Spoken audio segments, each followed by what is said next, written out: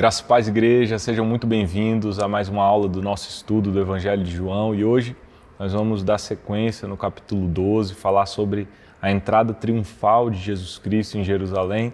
Eu quero ler contigo, a partir do versículo 12, a palavra do Senhor que diz assim: No dia seguinte, a numerosa multidão que viera à festa, tendo ouvido que Jesus estava de caminho para Jerusalém, tomou ramos de palmeiras e saiu ao seu encontro clamando: Hosana, bendito que vem em nome do Senhor e que é Rei de Israel. E Jesus, tendo conseguido um jumentinho, montou, segundo está escrito: Não temas, filha de Sião, eis que o teu rei aí vem, montado em um filho de jumenta. Seus discípulos, a princípio, não compreenderam isto. Quando, porém, Jesus foi glorificado, então eles se lembraram de que estas coisas estavam escritas a respeito dele e também de que isso lhe fizeram. Dava, pois, testemunho disto a multidão que estivera com ele, quando chamara Lázaro do túmulo e o levantara dentre os mortos. Por causa disso, também a multidão lhe saiu ao encontro, pois ouviu que ele fizera este sinal. De sorte que os fariseus disseram entre si: Vede que nada aproveitais, eis aí, vai o mundo após ele. Até aqui eu quero orar contigo. Senhor Deus, muito obrigado, Pai, por essa palavra que é inerrante, infalível, que é mais cortante do que qualquer espada de dois gumes e que nesse dia, Pai, nesse momento em que qualquer vida tiver acesso a essa mensagem, meu Deus, que ela possa produzir uma vida, uma transformação e que o Senhor, meu Deus, nos conduza e nos leve ao melhor do Senhor, em nome de Jesus Cristo. Amém. Queridos, hoje eu quero refletir sobre essa entrada triunfal de Jesus Cristo. E o que nós temos que pensar é que quando nós imaginamos as grandes figuras mundiais, quando nós imaginamos os grandes personagens da história humana, a gente sempre pensa em algo imponente, a gente sempre pensa no poder, na autoridade, na força, na bravura. Quando a gente pensa, talvez, nos super-heróis dos quadrinhos, a gente vai pensar em celebrar aqueles que têm os poderes mais interessantes, né, mais surpreendentes, porque eles provocam em nós um maravilhamento.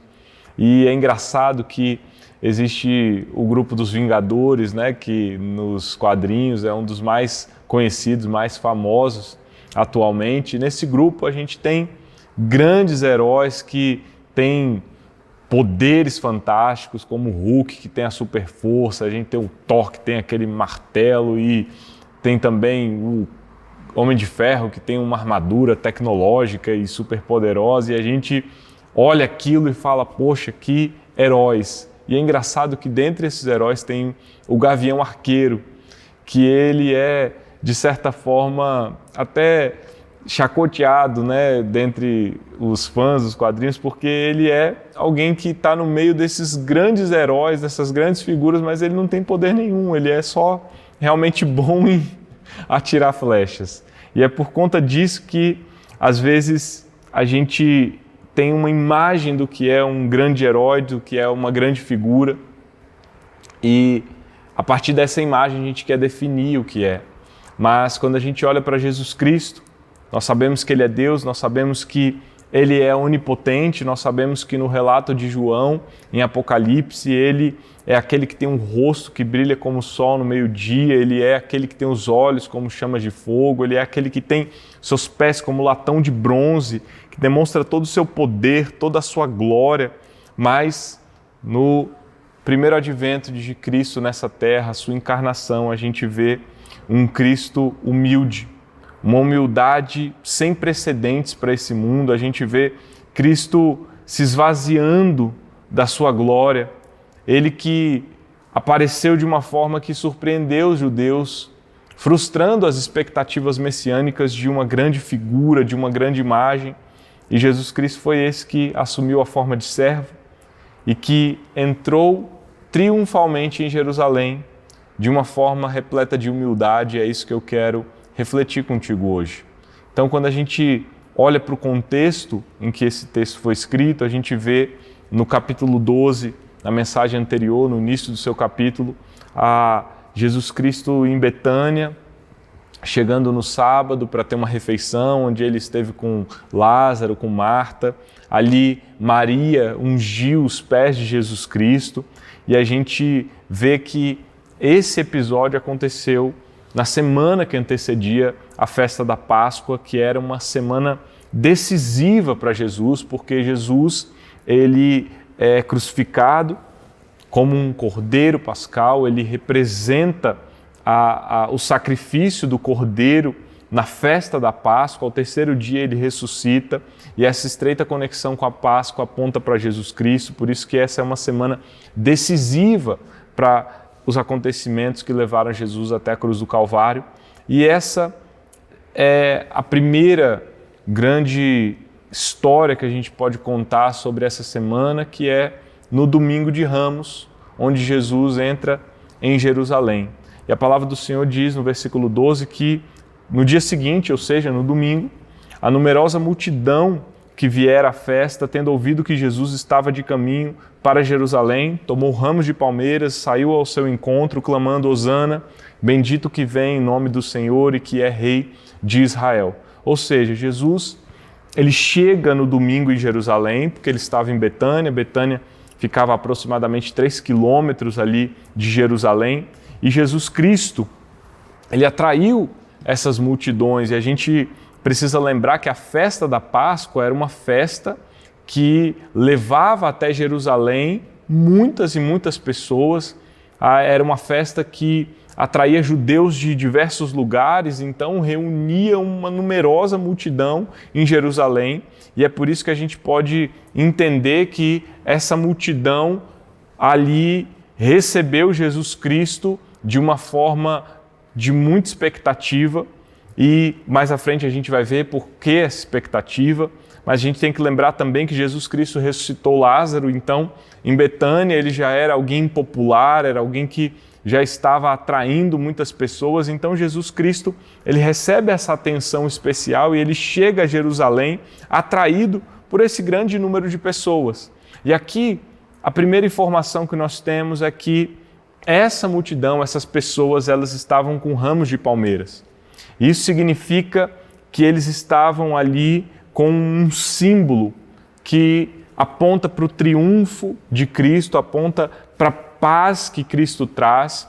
O ramo de palmeira, ele é provavelmente extraído da tamareira que tinha abundância em Jerusalém, Israel, e era um sinal que já havia existido em toda a tradição judaica, pelo menos ali quando a gente pensa no período dos Macabeus, era um símbolo que já apontava para o triunfo contra o inimigo. E até mesmo no livro de Apocalipse, no capítulo 7, versículo 9, a gente vê o ramo de palmeira como um símbolo que aponta para essa celebração da vitória contra os inimigos. E olha o que a palavra do Senhor diz: depois dessas coisas vi e eis grande multidão que ninguém podia contar, de todas as nações, tribos, povos e línguas, em pé diante do trono e diante do Cordeiro, vestidos de vestes brancas, com ramos de palmeira nas mãos. Ou seja, essa é uma cena que nós veremos também na glória eterna, com Deus Pai, apontando para o triunfo do Cordeiro. E é por isso que essa multidão carregava os ramos de palmeiras, porque eles estavam anunciando a paz de Cristo e o triunfo de Jesus Cristo. E eles clamavam algo muito interessante, eles gritavam, clamavam: Hosana, bendito que vem em nome do Senhor e que é Rei de Israel. Hosana é uma palavra transliterada do hebraico que significa dê a salvação agora. E era o clamor de salvação, de libertação sendo proclamado por aquele povo, mas aquele povo traz outra informação. Eles estão ali proclamando também o Salmo 118, que diz: bendito que vem em nome do Senhor, e eles afirmam essa expectativa de que Jesus cumpre aquilo que eles esperavam, que era um rei sobre Israel. Então esse povo está clamando algo que fazia parte do seu sonho, talvez ali judeus que foram criados e ensinados na lei do Senhor e que cantavam e que celebravam o Salmo 118 durante toda a sua vida, agora eles estavam olhando para Jesus e estavam encontrando essa expectativa messiânica, dizendo: olha, esse é o bendito que vem em nome do Senhor, o Rei de Israel. Apesar de que aqui havia um clamor por um rei político, um rei que atenderia a anseios nacionais, e Jesus vem de uma outra maneira que nós já abordamos anteriormente, ele vem na sua humildade. Então, no versículo 14, diz que Jesus, tendo conseguido um jumentinho, montou, segundo está escrito: não temas, filha de Sião, eis que o teu rei aí vem montado em um filho de jumenta. Essa descrição da entrada de Jesus Cristo em Jerusalém, ela é mencionada nos 4 evangelhos, e aqui no Evangelho de João é relatado com um pouco menos de detalhes, mas ele permanece descrevendo toda a humildade de Jesus Cristo. Nós sabemos que foi providenciado para Jesus Cristo um jumentinho, e essa descrição no diminutivo, ela está indicando um animal novo. Marcos vai complementar dizendo que é um animal que nunca havia sido montado. E isso aponta para nós um cumprimento do que Zacarias profetizou lá no capítulo 9, dizendo que, ó filha de Sião, ou seja, Jerusalém, eis aí vem o teu rei montado em um filho de jumenta. E o que isso significa? O que significa Jesus Cristo estar montado num jumentinho? Esse jumentinho, ele aponta para a humildade de Jesus Cristo e para a paz que ele queria trazer. Eu queria que você imaginasse, num cenário atual, um grande chefe de Estado, um grande rei. Quando eles viajam ou se locomovem, eles vão em meios de transporte imponentes, luxuosos. Você conseguiria imaginar, por exemplo, um rei da Inglaterra chegando para um compromisso real com o ninho da escada? Ou com um Celtinha 2 portas? Não menosprezando esses carros, pelo amor de Deus, mas trazendo à luz a realidade para a nossa compreensão atual. Ele provavelmente não vai chegar, certamente não vai chegar num veículo desse. Por quê? Porque a sua posição dá para ele uma importância, um prestígio. E é por isso que Jesus Cristo chegar com um jumentinho apontava para uma grande humildade, porque um rei numa entrada triunfal deveria chegar com um cavalo imponente. A gente tem a grande pergunta da humanidade, né? Qual é a cor do cavalo branco de Napoleão, que se brinca, né, a respeito disso, mas é interessante perceber que nas fotografias desse grande líder político que foi Napoleão Bonaparte, ele aparece num cavalo imponente. Por quê? Porque isso confere a ele uma imagem de poder, uma imagem de triunfo. Agora, nós estamos falando de um rei que triunfa contra os seus inimigos montado num jumentinho. Você consegue entender como isso era profundo? Um romano que estivesse olhando para aquela cena ali de homens dizendo: olha, bendito é o que vem no nome do Senhor, com ramos de palmeira, celebrando um triunfo de um rei que entra com um jumentinho. Provavelmente ele estava rindo ali naquele momento, zombando daquele momento, porque a entrada triunfal de um general romano era algo monumental, era algo que apontava para a glória de Roma. Eles apresentavam os seus escravos, eles levavam esses escravos para a arena, davam uma grande festa, porque era algo grandioso. E é por isso que um pastor conhecido, Warren Wiersbe, ele diz assim, comparado a um triunfo romano: a entrada de Nosso Senhor em Jerusalém não foi nada. Ou seja, a entrada de Jesus Cristo cumpre o que o profeta disse. O rei de Israel, ele vem com humildade, montado num jumentinho. O rei de Israel anuncia a paz, o rei de Israel, ele triunfa sobre o mal com a sua morte e a sua ressurreição, porque ele é o servo do Pai, ele é o servo de Deus Pai. Então, queridos, essa humildade de Jesus Cristo aponta para essa entrada triunfal. E no versículo 16 diz que os discípulos de Jesus, eles não compreenderam isto. Porém, quando Jesus foi glorificado, aí que caiu a ficha deles e eles conseguiram entender essas coisas que estavam escritas a respeito de Cristo. Por que eles não entenderam? Exatamente porque quando eles olharam para aquela entrada triunfal, muito provavelmente eles perceberam ou sentiram uma ideia de um rei que viria para atender esses anseios de vencer Roma, de livrar Israel do domínio romano. E muito provavelmente aquele povo que estava ali celebrando o rei tinha essa expectativa. Mas Jesus Cristo, na sua primeira vinda, ele não vem como um conquistador, ele vem como um salvador, ele vem como servo sofredor, ele vem como esse rei humilde montado num jumentinho. E é através da sua morte e da sua ressurreição, é através do seu sacrifício que ele vence o poder do mal, o poder da morte. E então, ainda os seus discípulos, eles não tinham compreendido isso, eles estavam muito provavelmente ainda com uma ideia de que Jesus Cristo seria esse líder que viria com um poder bélico para enfrentar os romanos. Mas é nesse momento que Jesus morre e ele é glorificado, ou seja, Jesus ressuscita, que os discípulos têm os seus olhos agora abertos para entender essa realidade do que Jesus Cristo cumpriu, de que ele cumpriu o que estava escrito pelo profeta Zacarias, de que o rei viria montado num jumentinho. Então, queridos, esse entendimento chegou posteriormente aos discípulos. E nos versículos 17 e 18, a palavra do Senhor nos diz que a multidão que estava com Cristo, ela dava testemunho a respeito do que Jesus Cristo fez com Lázaro ressuscitando de entre os mortos. E é por causa desse testemunho que uma multidão em Jerusalém sai ao encontro de Jesus, porque eles ouviram que foi testemunhado. E aqui nós podemos perceber dois grupos.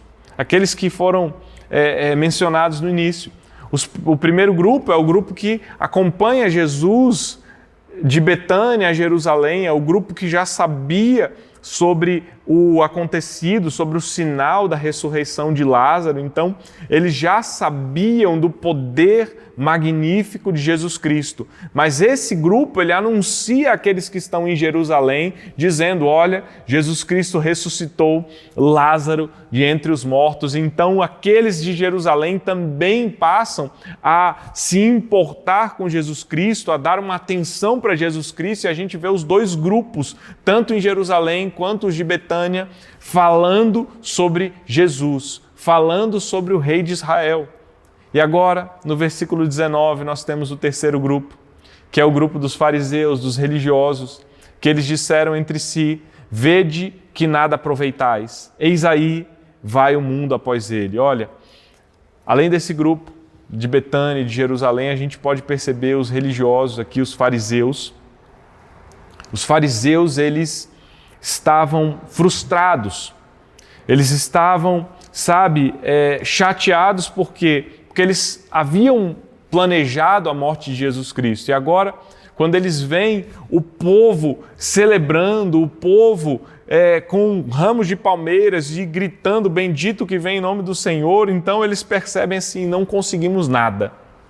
É o que eles falam, olha, vede que nada aproveitais. Olha, a gente não conseguiu nada. A gente não conseguiu pegar Jesus. Eles se sentem frustrados e eles dizem assim, eis, aí vai o mundo após ele. Olha, essa expressão, ela contém uma ironia de João, mas obviamente também um contorno profético, porque a palavra mundo no Evangelho de João, ela tem uma expressão de afirmar não só todo o povo de Jerusalém, mas falar sobre pessoas de todos os lugares. Então, quando os fariseus estão dizendo, eis aí o mundo vai após ele, eles estavam falando, tem todo mundo aí em Jerusalém está acompanhando Jesus.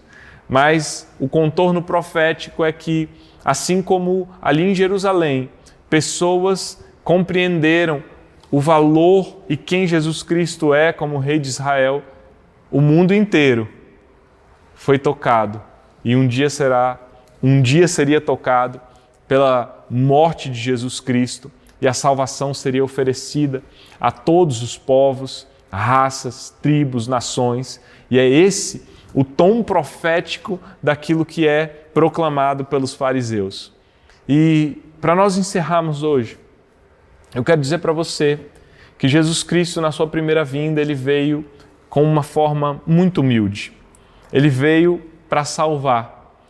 Ele não veio para condenar, ele veio para trazer salvação, ele vem como esse servo sofredor. Ele oferece salvação a todos nós que estamos ou estávamos em rebelião com Deus. E esse é o tempo que nós temos para receber a oferta de paz desse rei humilde, desse servo sofredor. É nesse tempo que nós precisamos nos arrepender, porque é nesse tempo que nós temos acesso ao Deus que se esvaziou e que foi obediente até a morte de cruz, e que nos concede perdão dos pecados quando nós cremos nele e nos arrependemos. Então esse é o tempo onde nós podemos aceitar, receber, nos apropriar desse Cristo humilde, desse servo sofredor. Porque na segunda vinda de Cristo, ele não virá mais montado num jumentinho, ele não virá mais como um cordeiro, ele não virá mais para trazer uma oferta de salvação. A oferta de salvação é para esse momento. Na segunda vinda de Cristo, nós veremos Jesus Cristo com a sua plenitude de glória. Nós veremos Jesus Cristo como um conquistador. Nós veremos um triunfo de Jesus Cristo como a humanidade, como o cosmos jamais viu, como nenhum romano entrou triunfante em Roma, como nenhum grande general da história entrou triunfante na sua capital, porque Jesus Cristo virá a esse mundo na sua segunda vinda com glória. E é o que Apocalipse 16 nos diz, quando no versículo 11 o Senhor fala: vi o céu aberto e eis um cavalo branco. O seu cavaleiro se chama Fiel e Verdadeiro e julga e combate com justiça. Os seus olhos são como chama de fogo. Na cabeça dele há muitos diademas. Tem um nome escrito que ninguém conhece, a não ser ele mesmo. Está vestido com um manto encharcado de sangue. O seu nome é Verbo de Deus. Os exércitos do céu o seguiam, montados em cavalos brancos e vestidos de linho finíssimo, branco e puro. Da sua boca sai uma espada afiada para com ela ferir as nações. Ele mesmo as regerá com cetro de ferro e ele mesmo é o que pisa o lagar do vinho do furor da ira do Deus Todo-Poderoso. No seu manto e na sua coxa está escrito um nome: Rei dos Reis e Senhor dos Senhores. Essa é a descrição da segunda vinda de Jesus Cristo, não mais no jumentinho, agora no seu cavalo branco, não mais oferecendo paz, mas agora conquistando, reinando e trazendo uma justiça que na segunda vinda se cumprirá em plenitude. E eu quero hoje que você pense a respeito da salvação que Deus te oferece. Hoje é um dia que você tem a possibilidade de se arrepender, de se entregar à oferta de salvação do nosso Rei que veio a esse mundo em humildade. Quero orar contigo. Senhor Deus, muito obrigado por cada vida que tem acesso a essa mensagem. Muito obrigado, Senhor, que temos essa tecnologia para compartilhar essa palavra que é mais cortante do que qualquer espada de dois gumes. Deus, que hoje, cada vida que tiver acesso a essa mensagem, meu Deus, se renda em arrependimento, aceite a oferta de paz, se desvie dos seus maus caminhos, reconheça que Jesus é o único caminho, a verdade e a vida, porque, Deus, se nós dobrarmos os nossos joelhos e confessarmos o Senhor hoje mesmo, o Senhor nos oferece o perdão, o Senhor nos limpa, o Senhor nos lava e o Senhor nos faz filhos de Deus. E, Pai, que na sua segunda vinda, nós, Pai, possamos contemplar a sua glória ao seu lado, recebendo o Senhor como nosso Rei e não a punição da conquista do Rei dos Reis. E que nós, Pai, amemos o Senhor com todo o nosso coração, alma, mente e força. É o que eu te peço em nome de Jesus. Amém. E graças a Deus. Deus te abençoe.